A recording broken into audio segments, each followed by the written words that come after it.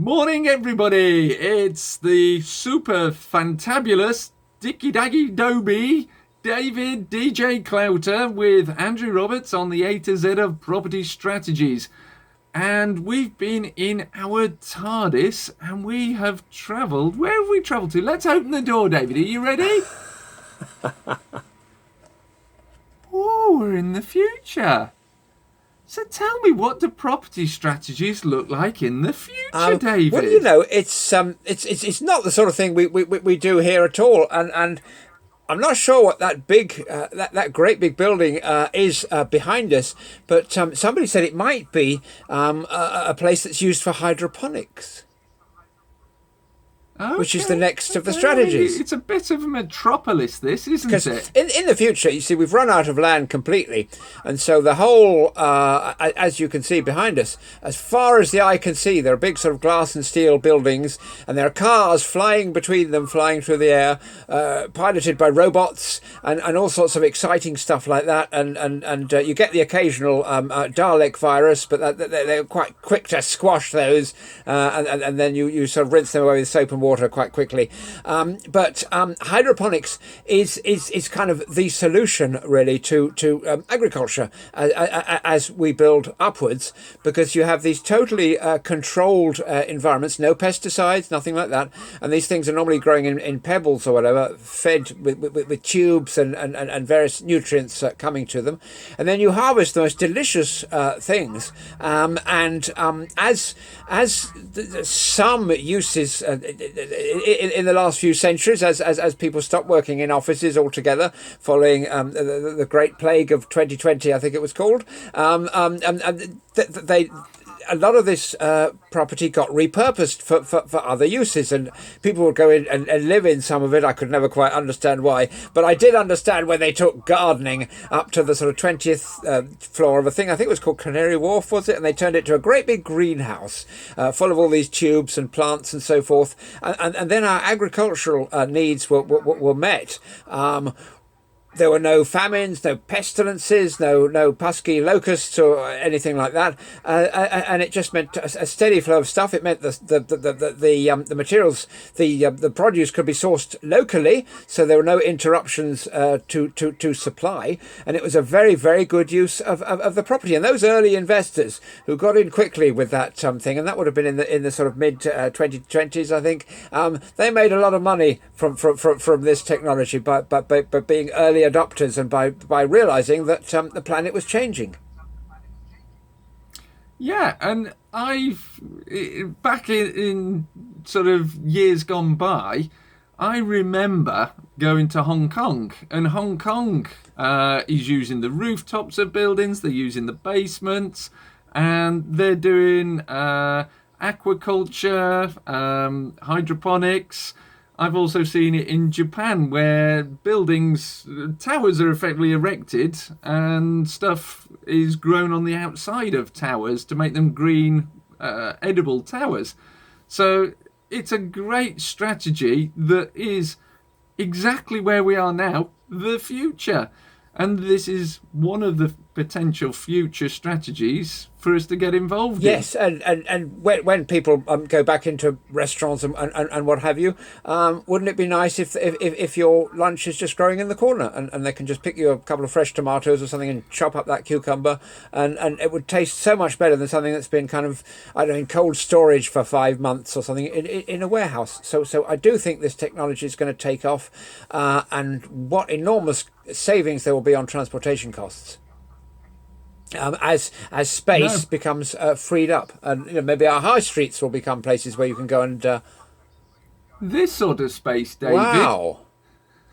Would you? I wouldn't have believed it. If I hadn't seen it with my own eyes, I wouldn't believe it. And there was talk of the inside of the TARDIS being turned into a great big hydroponics lab as well. So I think there's talk of that. It's certainly big enough. Now, another thing that again it's bigger on the inside than it is on the outside. In mid-2020, as we're recording this, another interesting strategy is the holiday let. Okay. It's also one that's, well, perhaps not doing so well in 2020 as it has in other years and decades gone by. So that was the year that the holiday let was a holiday not. Absolutely, absolutely, and it's. I don't know. Have you many plans for your summer holidays for this year? Perhaps. Well, all of my plans have been put on ice, quite literally, until I know when we can get out of a lockdown, be it August, September, or whenever. I'd love to go to New Zealand again because New Zealand's out of lockdown because they contained it so well, jumping on it so quickly that they've released the lockdown over there. The only thing is, tourists have to go in lockdown for 2 weeks on arrival. Still, it's a good excuse to go for a longer holiday. That is the kind of dream destination. It may be that there won't be a lot of international travel this year, in which case it'll be that holiday let in Scarborough. You see, that'll be the thing, and a bit of a contrast, but not quite so many sheep. Yeah, on a kind of more serious note, I think we're going to see, looking at the next, say, 6 months, we are going to see some changes in holiday destinations for people. In the city where I am, Cambridge, a UK person might come there once in their life and have a quick look round, but a lot of the visitors that we've got, I would say probably 70% of the people who visit Cambridge are from overseas. So clearly, and there are people who come here for language schools and this kind of stuff as well as the sort of day trips. That ain't going to happen in 2020. Let's be realistic about that. So the holiday let market here, forget it. There will be people working on all of the sort of high tech industries here who will, as things free up, becoming just to work for a week or two, developing something futuristic, But as far as the main holiday let market is concerned, but I think a lot of people will increasingly go back to what the Victorians did, and I think we'll see people going to Great Yarmouth and all these other places, and all the sort of seaside towns. I think, assuming that things stay controlled with this pandemic over the summer, as people are able to go away for a bit, maybe they'll go back to what their grandparents and great grandparents did, and just have a little stay by the seaside. I see the seaside properties as being quite lucrative this year and mostly full, all things being equal. Well, I'm just, as you're saying, back in Victorian times, the image that springs to mind is one of those carriages with wheels on that a horse would walk backwards into the sea and the lady would trip-trop down the steps into the sea. Is that the sort of staycation that you're referring to, David? It could be interesting. It could be interesting to see. I for one would love to see that. So if that trend does come back into fashion, do let me know, and I'll be along to sort of I'll cut the ribbon to open it.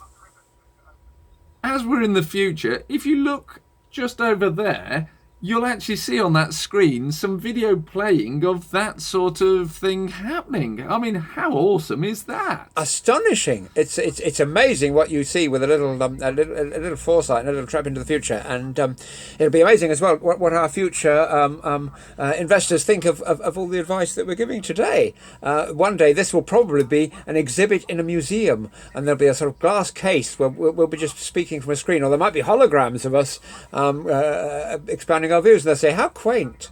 Did people really think like that?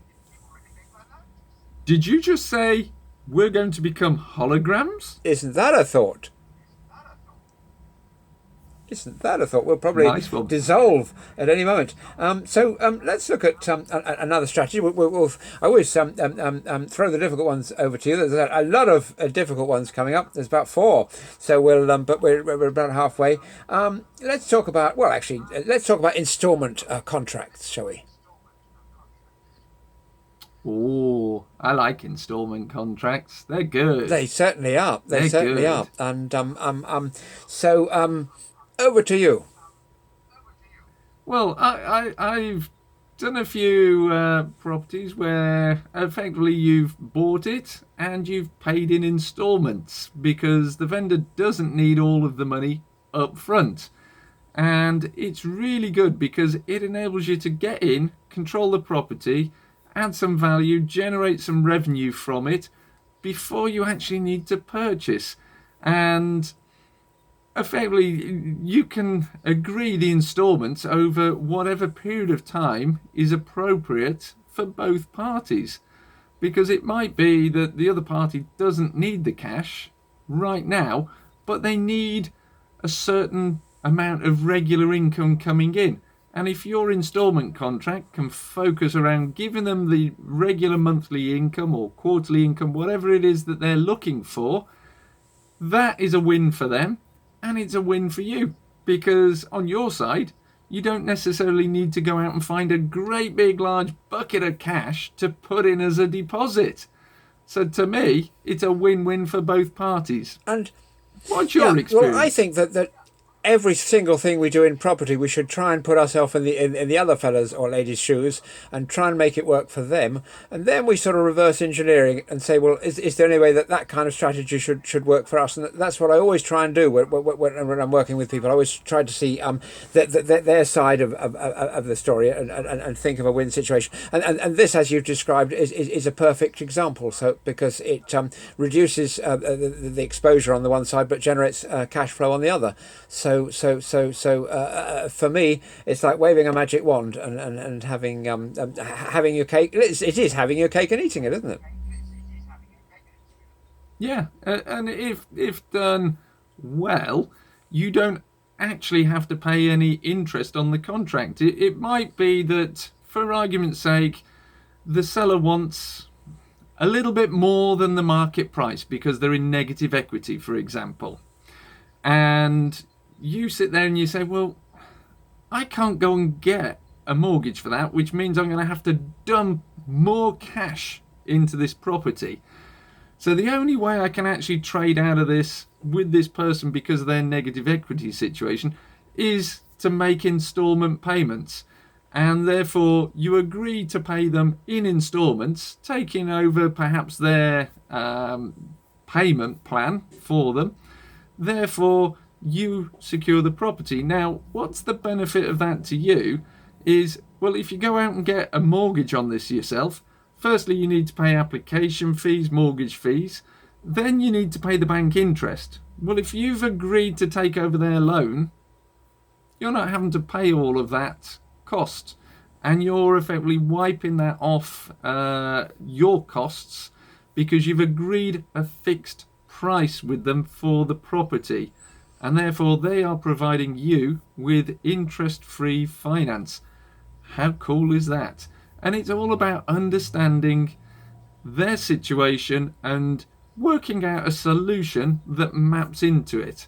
And it's all about using these, and using that in the proportion. So 80% of what you do comes there, and only 20% comes out of there. Yes, I mean, my mentor, a fellow called George, I don't think we've mentioned him at all, and we've got nearly halfway through the alphabet, but he would say to people, okay, it would be something that they wanted to sell that was sticking, and say, okay, I'll give you your price, but there's got to be a bit of give and take. So can we have a bit of leeway, bit of flexibility on your side? And he used to use installment contracts a lot, and he found that once explained, people would see the benefits to both parties.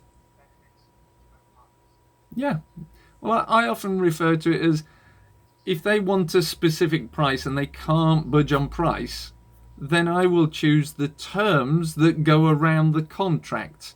Or vice versa. If they are determined to have certain terms, then I will say, well, I can meet those terms, but it's my price. You can't negotiate on both.